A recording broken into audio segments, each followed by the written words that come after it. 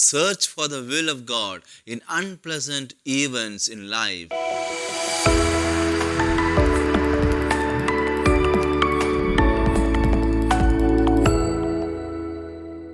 Jonah's story inspires me to talk about God's will in our lives. We often ask, what is the will of God for me? Is this His will for me? Very often we are left confused because we are not really serious about knowing and doing the will of God if it is not according to our taste. Jonah did not want to go to Nineveh and preach to the people about the imminent disaster, and therefore he returned to Tarsus. But God made him to go to Nineveh through dramatic events in the sea. If at all Jonah were aware that God has his own ways to fulfill his mission, he would have been obedient to his will, because his will would have been Jonah to go to Nineveh.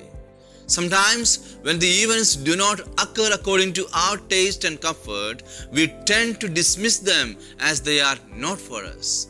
Jonah's story tells us that there are surprising voices in unpleasant things in our life. When we try to tune into those unpleasant noises or voices around us, we might know exactly where God leads us to.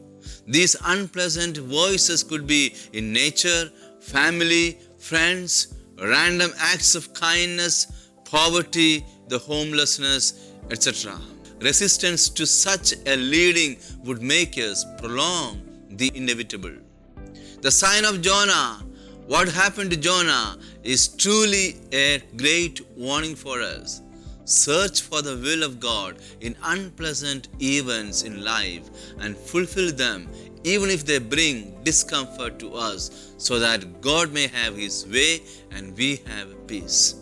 Whatever is willed by God will not be for our destruction, but will ultimately turn out to be for our well-being.